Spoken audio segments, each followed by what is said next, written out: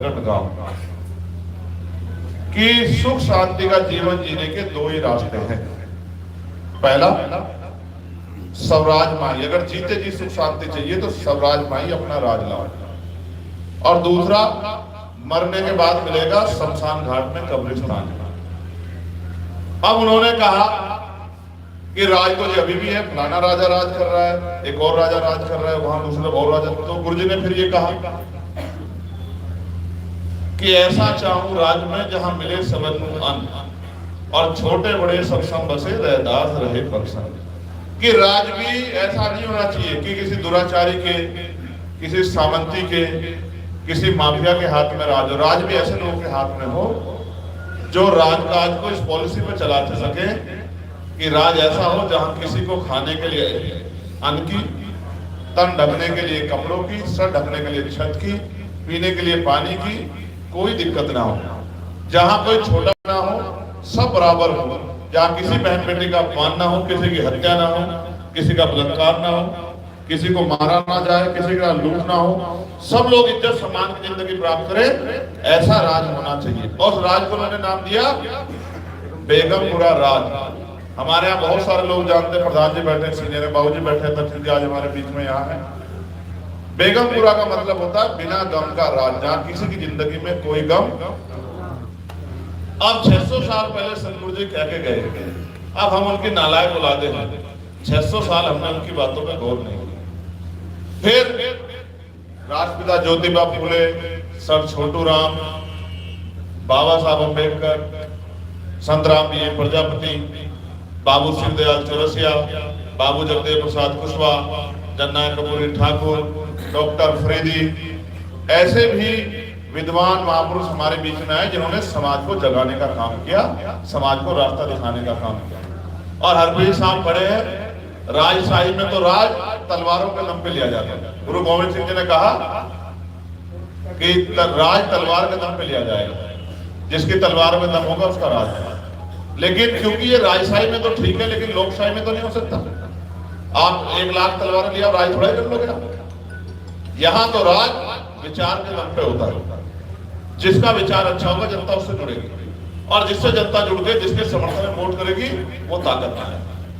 आज भाजपा का विचार हावी है, इसलिए आज उनकी बात आगे बढ़ रही, वो उनकी बांधी बंध रही है, खोली खुल रही है। जिसे चाहे मारो, जिसे चाहे पीटो, जिसका घर जला दो, जिसमें बुलडोजर चला दो, जिसको नुकसान पहुंचा दो, तमाम तरह की मुसीबतें खड़ी कर दो, कोई पूछने वाला आज उनके सामने नहीं। यहां चुनाव है, आपको अपनी वोट की अहमियत को साबित करना है। मैं नहीं कहना चाहता, लेकिन मैं जानता हूं यहां हमारे लोगों ने जिस तरह का अपना मन पक्का किया है, मैं उसका शब्दों में धन्यवाद नहीं कर सकता हूं। जिस तरह का मन उन्होंने, मेरे पास एक गांव की रिपोर्ट है, हमारे लोगों ने इतना मन पक्का कर लिया है कि चाहे हमारे सामने सोने की थाल बिछ जाए, हम चंद्रशेखर आजाद का हाथ नहीं छोड़ेंगे, हम चंद्रशेखर आजाद को ताकत नहीं करेंगे। इसमें कोई दो राय नहीं है, ये बात सबकी जानकारी में है। लेकिन जहां चारों तरफ पैसे वाले लोग राज कर रहे हैं, पावर वाले लोग राज कर रहे हैं, ये सच है। आज यहाँ 4 नेता आ रहे हैं, 3 आ रहे हैं, मैं तो नेता हूं नहीं, मैं तो आपका कार्यकर्ता हूं। 3 बड़े नेता आ रहे हैं अलग अलग पार्टियों में, और तीनों की बड़ी पहचान है, और तीनों राजनीतिक विरासत से है। भाई सबसे बड़ी पहचान है जयंत चौधरी जी की, जिनके दादाजी किसानों के, गरीबों के सबसे बड़े नेता रहे, चौधरी चरण सिंह, जिनका हम लोग भी सम्मान करते हैं, जिनके विचारों में हम लोग भी चलते हैं, जिनका नाम हम बड़े बड़े मंचों से लेते हैं, जिनको हम नेता मानते हैं। तो उनकी पार्टी में मैदान है, वो भी चुनाव लड़ रहे हैं, लोकतंत्र में अधिकार है। फिर दूसरे समाजवादी पार्टी के बड़े नेता हैं, वो भी बड़ा घराना है, उनके पिताजी रक्षा मंत्री रहे, मुख्यमंत्री रहे, वो भी मुख्यमंत्री रहे, तो वो भी बड़े, उनके 125 MLA हैं, बहुत सारे MP, तो वो भी बड़े नेता हैं। तीसरे AIM के हमारे बड़े नेता हैं, मेरे साथी भी हैं, पार्लियामेंट में मैं वो इकट्ठे बैठते हैं, तो वो भी मैदान में है। आज वो भी यहाँ अपना प्रचार करने आज उनके भी पिताजी बड़े नेता रहे, वो भी एक राजनीतिक घराना है, वो भी बड़ी शख्सियत रहे, वो भी एमपी रहे बहुत। और आज मैं मुलाकात होती है तो उसी मकान में वो रहते हैं जिस मकान में पार्लियामेंट के मेंबर ऑफ पार्लियामेंट रहते, उनके फादर रहते हैं दिल्ली, वही आवाज उनके पास है। अब चौथा दल आपका, अब इन सब पे साधन है, संसाधन है, इनको बुक नहीं करना पड़ा होगा। इन सब के पास बड़े बड़े पहले से ऑलरेडी इनके लोगों के पास साधन है। अब सवाल ये है, भाजपा के लोगों से आप पूछोगे चुनाव खत्म होने के अगले दिन बाद, भाई अब आप क्या करोगे, आपको सत्ता में आने, तो क्या कहते हैं पता है, अब हम अगले इलेक्शन की तैयारी करें। क्योंकि वो जानते हैं अगर वो पावर में नहीं रहे तो वो जो करना चाहते हैं देश में उसको कर नहीं पाएंगे। दूसरी पार्टी के लोगों से पूछोगे वो अपनी बुराई रखेंगे। अब मैं दूसरी पार्टियों की बात न करके आजाद समाज पार्टी के लोगों से, उनके वोटर से पूछना चाहता हूं। आजाद समाज पार्टी के वोटर किसान हैं, आजाद समाज पार्टी के वोटर नौजवान, आजाद समाज पार्टी के लोग वोटर बैकवर्ड शेड्यूल कास्ट के, मुस्लिम समाज के लोग, शेड्यूल ट्राइब के लोग, और यही लोग इस देश में परेशान है। किसान यहाँ का परेशान है, यहाँ का दलित समाज परेशान है, यहाँ का मुस्लिम समाज परेशान है, यहाँ का पाल, प्रजापति, कश्यप, सैनी, मौर्य, साक्य, कुशवाहा, बिंद, राजभर, केवट, मल्ला और जाट गुजर भी उसमें आते हैं, ये भी लोग परेशान हैं। कुछ लोगों के पास आर्थिक संपन्नता है कि उनके पास गाड़ी घोड़े हैं, जमीनें हैं, लेकिन 90% समाज ऐसा है जिन पे पक्के मकान भी नहीं है, और मकान है तो खाने को रोटी नहीं, रोज कुआं कूदते हैं, रोज पानी पीते हैं। अब कहते हैं जिसको जरूरत होती है, कहते कुआं प्यासे के पास नहीं जाता, प्यासा कुएं के पास जाता। अब आप ये महसूस करो, असल जरूरत आज यहाँ पावरफुल किसको है? वो तीनों पार्टियों के लोग या आजाद समाज पार्टी के लोग जो लंबे समय से 7-8 साल से दिन रात एक करके मेहनत कर रहे हैं, और जो जब लड़ाई लड़ने किसी भी जाते हैं तो ना जाति देखते, ना धर्म देखते, ना जगह देखते, ना अमीर गरीब देखते, बस भिड़ जाते। चाहे 29,000 शिक्षक भर्ती का मामला, जिसमें पिछड़े वर्ग के बच्चों को 20,000 पद चुने गए, चाहे किसान आंदोलन हो 13 महीने, चाहे पहलवान बेटियों के सम्मान की रक्षा का मामला हो, चाहे हुसैन साहब यहाँ बैठे हैं एनआरसी का मामला हो, तबलीगी जमात का मामला हो, इन पे अगर कोई मुसीबत आएगी आबिद साहब पे, तो इनके समाज के लोग उस मुसीबत को के खिलाफ बात रख सकते हैं। कोई नहीं कहेगा, उसको सच झूठ में भी तुलनात्मक होगा कि ये इनके अपने लोग ये कह रहे हैं, भाई कह लेंगे, क्या पता, ये तो कहते ही इनको होती है, इनके अपने घर के लोग इसलिए कह रहे हैं। लेकिन जब उस बात को चंद्रशेखर आजाद रखता है ना, तो तब सरकार को उसका जवाब देना पड़ता है। जब दलित समाज में कोई परेशानी आती है, हम लोग बोलते हैं, शायद उससे इतना बड़ा इम्पैक्ट नहीं पड़ता। जब कोई दूसरा व्यक्ति बोलता है तो उसका, क्योंकि फिर आदमी तर्क की कसौटी पे लाता है कि भाई इसका मतलब समस्या है। जब सब लोग बोल रहे हैं तो मैंने तो अपनी जिम्मेदारी को अदा किया। आज अगर सबसे ज्यादा जरूरत किसी को है, क्योंकि उत्तर प्रदेश में जो सामंतवादी सरकार चल रही है, किसी को गोली मारो, काउंटर करो, किसी को बुलडोजर चला दो, किसी का घर छीन लो। अब तो एक नई पॉलिसी आ रही है, 70 साल से जहां रह रहे हैं वहां नया आ जाता है कि साहब आप पे कागज नहीं है, ये इसको तोड़ेंगे, सरकार की।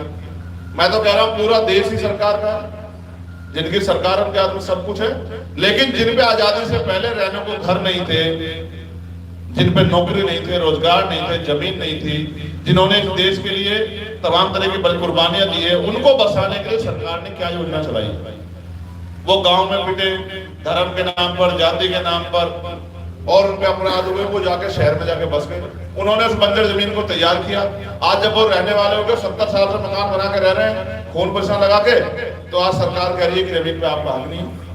ये सरकारें जनता के लिए हैं या जनता को नोचने के लिए हैं, इस बात का जवाब मांगने वाला आज उत्तर प्रदेश के असेंबली में एक भी आदमी नहीं। चुनाव तो सबको लड़ना है, चुनाव सबको लड़ना है। समाजवादी के लोग कह रहे हैं हमें भाजपा को हराना है,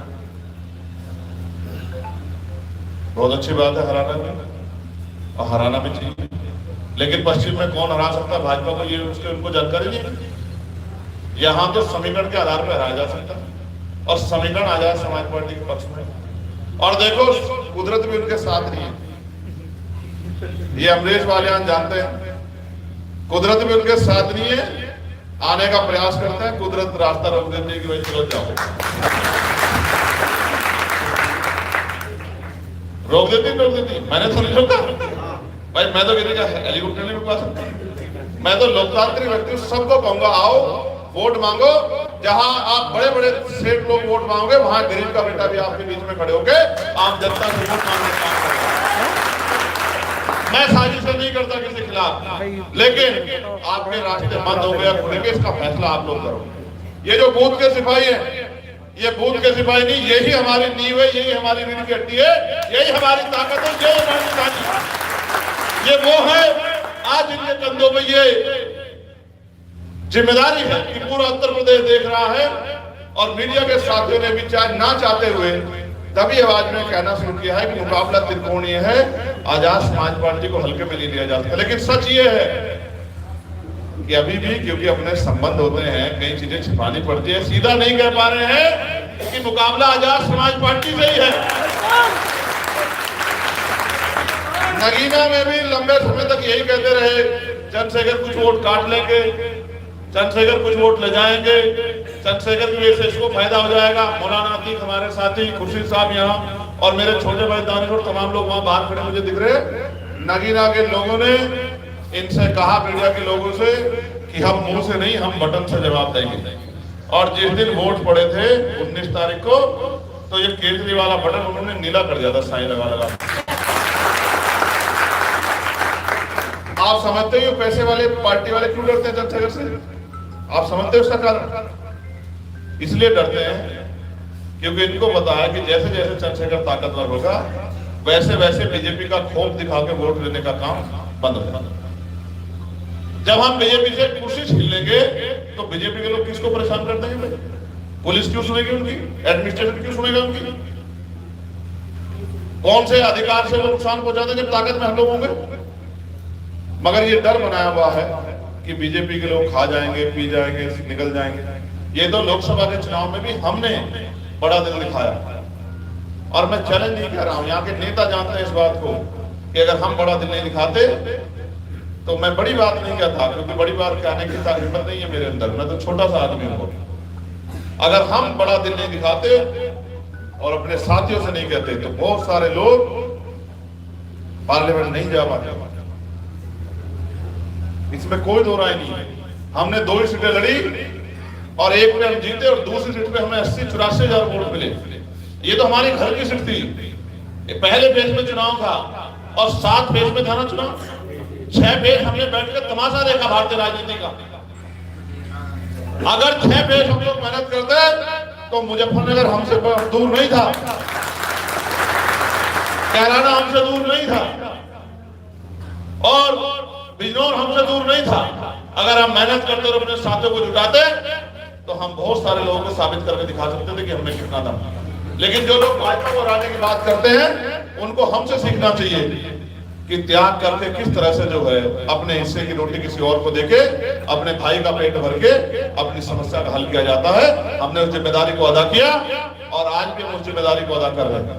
मैं अपने बूथ के साथियों से कहना चाहता हूँ, ये आपकी लड़ाई, ये अकेले चंद्रशेखर आजाद की लड़ाई नहीं, ये हम सब लोग की लड़ाई, और बिना पावर के हम अपने लोगों का कोई भला नहीं कर सकते।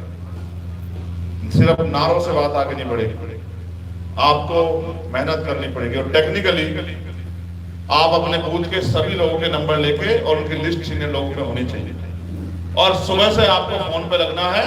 जैसे किसान फसल तैयार करता है, खेत बहाता है, बीज लगाता है, डाई गिरता है, पानी लगाता है, खाद गिरता है, और जब फसल तो पक्के तैयार हो जाती है तो किसान अगर पड़ के सो जाएगा तो क्या होगा? फसल का चोर चुरा ले जाएगा, आवारा पशु नुकसान पहुंचा देंगे, दुश्मन उसको आग लगा सकता है, या समय पे अगर मार्केट में नहीं गई तो कीमत भी कम हो जाएगी, चीज भी खराब हो जाएगी।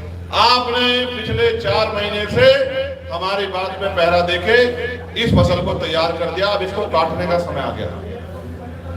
आपके 10 लोग, 10 में से जो लोग अंदर एजेंट बनेंगे वो पूरी निगरानी करेंगे, जो बाहर रहेंगे वो बूथ पे पर्ची और परेशानी आम जनता को ना हो इसका इंतजाम करेंगे। और जो लोग गांव में हैं वो एक एक घर जाके लोगों को बूथ तक लाने का काम करेंगे, वोट डलवाने के लिए तैयार करेंगे और वोट का परसेंटेज मैक्सिमम करा के ये साबित करेंगे कि भारतीय राजनीति पैसे वालों के गुलाम नहीं है। गरीब भी अपनी मेहनत करके ताकत बना सकते हैं, अपनी हिम्मत जुटा सकते हैं। इसलिए मैं आपसे आज सिर्फ इतना ही कहने के लिए यहाँ हूँ कि मैं आपको जानता हूँ, अगर आप अपने पे आ जाओ और आप अपनी बात को मजबूत करने की ठान लो तो फिर आपका कोई मुकाबला नहीं कर सकता। क्योंकि इसका गवाह है ये बड़ी बड़ी बिल्डिंगें, आज तो मशीनें आ गई हैं लेकिन कोई बिल्डिंग ऐसी नहीं है जिसमें आपका पसीना शामिल ना हो। क्योंकि इस बिल्डिंग को बनाने में बोझा उठाने की ताकत अमीरों में नहीं है। अगर बोझा उठाने की ताकत किसी में है तो वो आप में है, वो मुझ में है, बाकी और किसी लोगों में वो हिम्मत नहीं है। तो इसलिए मैं आपसे कहना चाहता हूँ। अच्छा सुनो, आज हमारे गुर्जर समाज के भाई सम्मेलन करा, ठीक है। हमारी पार्टी में पिछड़े अति पिछड़े समाज के नेता जिम्मेदारी से अपना काम करा। उस दिन हमारे जाट समाज के नेताओं ने, जबकि वो हैं तो बहुजन समाज के नेता, लेकिन उन्होंने भी अपना सम्मेलन कराया। हालांकि उन पे बहुत दबाव भी आया। उन्होंने कहा हम पार्टी के सच्चे सिपाही हैं। और एक हमारे बड़े नेता ने मुझसे कहा, अध्यक्ष जी बूथ बोलता है, अगर मेरे बूथ से हमारा प्रत्याशी जीत के ना आया उस दिन आप मुझसे कहना कि जाट समाज ने वोट नहीं किया। ये बहुत बड़ी बात है, ये बहुत बड़ी बात है। मगर असल लड़ाई तो आपको लड़नी है ना। आज आपको निकलना है, अपने बस्ते कंप्लीट करने और हाथ जोड़ना भी सीख लो। हाथ जोड़ के लोगों से वोट की अपील करना शुरू। देखो 26 में जिला पंचायत का चुनाव आ रहा है, प्रधानी भी आएगा, पीडीसी भी आएगा। बहुत सारे लोग तुम्हारे गांव में पीडीसी भी बनना चाहेंगे, प्रधान भी बनना चाहेंगे, जिला पंचायत भी बनना चाहेंगे। बिना आपकी वोट के बन सकते हैं क्या? समझदार बन जाओ। कुछ नहीं करना पर उनको बता देना कि अगर आज आप हमारे साथ नहीं हो तो कल हम उसी के साथ खड़े होंगे जो आज हमारे साथ खड़े हैं। गांव में प्रधान वही बनेगा जिसको आप वोट दो, गांव में पीडीसी वही बनेगा जिसको आप वोट दो। और बहुत सारे आपके आसपास ऐसे साथी भी हैं जो जिला पंचायत के चुनाव लड़ना चाहते हैं। मेरे पास समय कब मुझे मिला, कभी मुझे महाराज जाना पड़ता है। मैं आपको अगर अपनी तकलीफें बताऊंगा, कितना समय रेडी, 5 मिनट में मैं आपको एक घटना बताऊंगा और आप महसूस करके देखना। मैं ये नहीं कह रहा हूं कि मैं ज्यादा काम करता हूं, लेकिन मैं आपको स्थिति बताता हूं क्या है। मैं 3 दिन के लिए अभी बाहर गया। मैं पिछले 4 दिन को आपको अपनी गतिविधि बताता हूं, आप सोच के देखना कि चंद्रशेखर क्या करता है। सुबह 6 बजे फ्लाइट थी, 5 बजे एयरपोर्ट गए। एयरपोर्ट जाने के लिए आधे घंटे का समय लगता है, 4:30 बजे निकले और जाने से पहले तैयार होने में कम से कम आधा पौन घंटा लगता है। तो 4 बजे से पहले उठे, तैयार हुए, एयरपोर्ट गए, फ्लाइट पकड़ी। फ्लाइट कहाँ गई? नागपुर। नागपुर होटल पर पहुंचे, मुंह धोया, नाश्ता किया, तत्काल निकले दीक्षा भूमि। दीक्षा भूमि से गाड़ी ली, गाड़ी लेके गए अपने प्रत्याशी के प्रचार में। फिर उससे आगे निकले, फिर अमरावती गए, फिर उससे आगे निकले, फिर अचलपुर गए। अचलपुर की आखिरी सभा 10:15 बजे खत्म की। 10:15 बजे वहां से निकले, 11 बजे अमरावती आए, 11:15 बजे खाना आया, 12 बजे के लगभग खाना खत्म किया। फिर वहां से चले, 2 बजे नागपुर आए, 3 बजे एयरपोर्ट पहुंचना, क्योंकि 4:20 पे 3:55 या 4:20 में फ्लाइट थी नागपुर से पुणे की। 40-45 मिनट मुश्किल से आंख बंद करने का मौका मिला। पुणे गए, पुणे पहुंचते उन्होंने कहा साहब 5:30 बजे फ्लाइट पहुंची, 6 बजे एयरपोर्ट से निकले, 6:30 बजे होटल गए।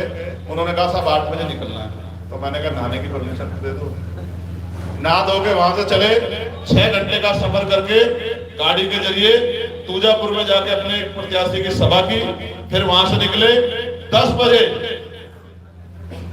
10 बजने में कुछ ही समय पहले पुणे पहुंचे, हाजी तौसीफ शेख की सभा की, वहां से फिर कार्यालय का उद्घाटन किया और ठीक 12:30 बजे होटल की तरफ रवाना हुए। 12:30 बजे चल के 1 बजे होटल पहुंचे, आसपास के जिम्मेदार साथी आए, 2 बजे तक उनके साथ रहे, 2:30 बजे खाना मिला, फिर वहां से उठे, फिर 4 बजे निकले और वहां से फ्लाइट पकड़ के कोलकाता गए। कोलकाता से फ्लाइट पकड़ी, देवघर गए, देवघर से प्रचार में गए, 3 लोगों की सभा की, गिरते पड़ते किस तरह एयरपोर्ट पहुंचे, फ्लाइट ली और दिल्ली आए। और दिल्ली से कल सुबह अर्ली मॉर्निंग निकल के मुरादाबाद गए, मुरादाबाद का प्रचार गया। फिर एक बहुत जिम्मेदार शख्स है जो आज जोन शहरी, और मेरा बड़ा भाई है, मुझे तकलीफ है कि मैं आज आजम खान साहब के लिए बहुत कुछ नहीं कर पा रहा, और उनका दोष यही है कि उन्होंने आपके लिए तालीम के लिए यूनिवर्सिटी बनाई, उनका और कोई दोष नहीं है। मैं उनके यहाँ गया, उनकी श्री के हयात उनकी पत्नी से मिला, मेरी बहुत बैठ के बात हुई, बहुत सारी तकलीफों में बात हुई, मैं मीडिया के सामने इसमें चर्चा नहीं करना चाहता। उनके यहाँ से निकला, फिर सतपाल चौधरी जी की गाजियाबाद की सभा में गया, वहां प्रचार किया, फिर वहां से प्रचार करके 11:30 पौने 12 बजे निकले, फिर वहां पहुंचे। फिर ये था कि आपका कार्यक्रम लेट ना हो जाए, तो सुबह 7:30 बजे निकल गए थे। तो हमारे साथी जानते हैं, कोई एक आदमी 1 रुपए का आरोप नहीं लगा सकता कि किसी की चाय भी पी हो, कोई एक सिंगल आदमी आरोप नहीं लगा सकता। तो ये कह दे कि चंद्रशेखर आजाद ने कहा कि मैं तेरे प्रचार में मुझे चाय पिला देता हूं, और ये क्यों? सिर्फ इसलिए कि वहां आपकी पार्टी के नुमाइंदे जीते और आपके वहां रहने वाले लोगों की हितों की आवाज उठाने का काम करें। उसी विचारधारा पे जो डॉक्टर बाबा साहब अम्बेडकर की विचारधारा है, जो डॉक्टर APJ अब्दुल कलाम साहब की विचारधारा है, जो मान्यवर साहब श्री काशीराम जी की विचारधारा है, उस विचारधारा पे काम करें जो संतों गुरुओं की विचारधारा। और आज आपके यहाँ, अब आपके यहाँ से जाएंगे, कल एक लड़के की हत्या हो गई थी 3 दिन पहले नोएडा में, उसके परिवार से मिलने जाएंगे, और परसों भी एक काम है, कोई छुट्टी नहीं। मैं आपको विश्वास दिला कहता हूँ, महाराष्ट्र से भी हमारा MLA जीत के आएगा, मेरी बात को आप लोग याद रखें। और हवा में नहीं कहता मैं इस बात को, और मैं नाम बता रहा हूं, जो जीतेगा उनका नाम है आलिम पटेल, विधानसभा का नाम है अमरावती शहर 38, नोट कर लेना, आलिम पटेल 38 नंबर पे विधानसभा अमरावती शहर जीतेंगे, प्रचार करके आए। दूसरे, झारखंड से भी आपका MLA जीतेगा हुसैन भाई, बाकी विधानसभा नाम है मुमताज खान, मेरी बात को आप याद रखना। और एक और प्रत्याशी है, लेट हो गया था उसकी सभा में, 50,000 लोग इकट्ठे कर रखे थे, नाम है नाजिर अंसारी, विधानसभा मांडू। पूरी कोशिश की कि पार्टी के प्रत्याशियों की बात आगे बढ़ जाए। अब मुझे एक सम्मेलन में जाना है, लेकिन आप मुझे विश्वास दिला कहो कि आप इस लड़ाई को अकेले नहीं छोड़ोगे, इस लड़ाई को आखिरी मंजिल तक, और जब तक वोट पड़ के फॉर्म 17 से आपके हाथ में नहीं आ जाए, जिसमें लिखा हो कौन सी EVM है, कितने वोट पड़े, कितने वोट थे, जब तक पूरा रिकॉर्ड आपके हाथ में, तब तक आप बूथ नहीं छोड़ोगे। इस बात का मुझे विश्वास दिलाओ, फिर मैं आपके बीच से जाने की इजाजत दूंगा। कर लोगे काम? अब मैं, क्योंकि मुझे अब आप लोग यहीं रुकना, मैं कुतुबपुर में जा रहा हूं, हमारे गुर्जर समाज के लोगों ने समर्थन देने के लिए सम्मेलन किया है।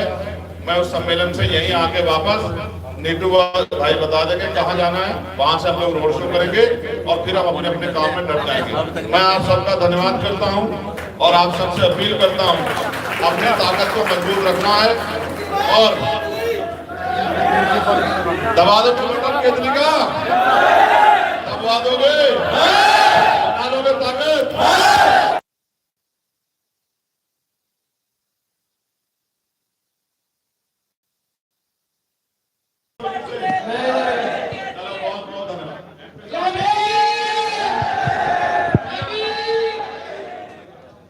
मैं 2 मिनट के लिए मीडिया बंधुओं से बात करूं, चुप रहना, जिससे कि मेरी आवाज इतना चली जाए। MP साहब, अभी कई विधानसभा आपने गिनवाई है जहाँ पे आपके प्रत्याशी जीत रहे हैं जी, अभी कई विधानसभा आपने गिनवाई है जहाँ आपके प्रत्याशी जीत रहे हैं, मीरापुर का क्या रहेगा? मीरापुर हम लोग जीतेंगे, ये मैं अहंकार में नहीं कह रहा हूँ, ये मैं भीम आर्मी आज़ाद समाज पार्टी की मेहनत से और यहाँ जो संतों गुरुओं का आशीर्वाद हमारे साथ है उसके आधार पर कह रहा हूँ कि मीरापुर हम लोग जीतेंगे। आपके पुराने साथी भी आज यही पे जयंत चौधरी भी है। मिले नहीं, मिलते तो उनको नमस्कार कर लेता। भाईचारा अपनी जगह है, चुनाव अपनी जगह। अच्छा, बटेंगे और कटेंगे। महाभारत देखी आपने? नहीं देखी तो महाभारत को पढ़ना। आमने सामने सगे भाइयों ने धर्म युद्ध किया। मैं तो यहाँ अपने लोगों के लिए कि उनके हाथ में भी ताकत आए, इसलिए यहाँ लड़ रहा हूँ कि उनकी बात मजबूत। बटेंगे और कटेंगे इस तरह के नारे के रोजगार की बात करो, आप उससे महंगाई पे बात करो, एजुकेशन पे बात करो, हेल्थ पे बात करो, सड़कों पे बात करो, पुल पे बात करो गांव में रहने वाली महिलाओं को क्या मिल रहा है सरकार में। आप बात करो कि ये जो बड़े बड़े प्राइवेट स्कूल खड़े हो गए, इनमें गरीबों के बच्चे कैसे घुसेंगे। पूछो 27,000 स्कूल बंद करने वाले मुख्यमंत्री किसका रास्ता बंद कर रहे हैं। पूछो पुलिस के कर्मचारियों को 8 घंटे की ड्यूटी क्यों नहीं दे रहे हैं। बताओ पुरानी पेंशन लागू क्यों नहीं कर रहे हैं। बताओ जाति धर्म के नाम पे भड़का के लोगों को वोट तो ले लोगे, इनकी समस्या का हल कैसे करोगे। बताओ यहाँ क्यों यूनिवर्सिटी नहीं बन रही है। बताओ किसानों को उनकी फसल के दाम क्यों नहीं मिल रहे हैं। बताओ आपने किसी चुनाव में, गन्ना सोसाइटी चुनाव में क्यों जो है भाजपा ने गुंडागर्दी करके किसानों से उनका हाथ छीनने का काम किया। इस बात के बारे में आप मुझसे पूछोगे तो मैं जरूर बताऊंगा। कोई क्या कहता है इस पर मैं चर्चा करके अपना समय खराब करूं, आज इतना समय मेरे पास नहीं। पहले दलित जुड़े, फिर मुस्लिम जुड़े, अब जाट सम्मेलन, गुज्जर सम्मेलन भी हो रहा है आपके साथ। ये आप कहते हो, हम तो बहुजन समाज के लोग सारे एक हैं। जब बाबा साहब अम्बेडकर साइमन कमीशन को का समर्थन कर रहे थे, स्वागत कर रहे थे, सर छोटूराम उनके साथ कंधे से कंधा मिला खड़े थे। हम तो किसान कमेटी एकजुट ही हैं और हमेशा एकजुट हैं। और वो भी जानते हैं कि भाजपा के तांडवकारी सरकार का मुकाबला कौन कर सकता है। आप नहीं जानते कौन इनको जवाब दे सकता है। पिछड़े वर्ग के बच्चों के लिए 69 शिक्षक भर्ती के लिए 5 दिन तक आंदोलन किया चंद्रशेखर ने। NRC हो, CA हो, तबलीगी जमात का मामला हो, मौलाना कलीम सिद्दीकी का, मौलाना साद का, नासिर का, जुनैद का, अखलाक का, पहलू का, किसी कोई मामला। अभी बुढ़ाना का आपका मामला था, आप जानते हो। बुढ़ाना के मामले में वो लोग मेरे पास आए, मैंने उनसे कहा एक कागज मुझे दे दो, अगर पुलिस गुंडागर्दी कर रही है तो मैं आपको वादा करता हूँ कि आपके सम्मान पे ठेस नहीं पहुंचेंगे, आपका एक आदमी गिरफ्तार नहीं होगा। तो मैं तो हर जगह लड़ रहा हूँ और कोशिश कर रहा हूँ कि जुल्म बंद हो। सरकार चलाने का मौका मिला है, भाजपा को अच्छे काम करो, डराओ मत लोगों को। जनता जिस दिन पलटी मारेगी, जमीन से कमर के नीचे से कुर्सी खींच लेगी, औंधे मुंह गिरोगे, रोते फिरोगे कि क्या हुआ। ये अहंकार ज्यादा दिन नहीं चलेगा।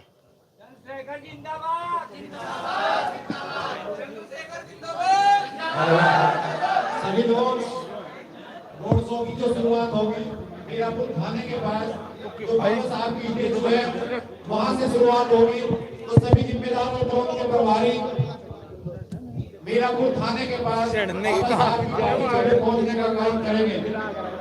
अभी सभी लोगों से निवेदन है कि बाबा साहब के लोकेशन के पास गाड़ी पे सभी लोग इकट्ठा होंगे और आधे घंटे के बाद आपके बीच पहुंच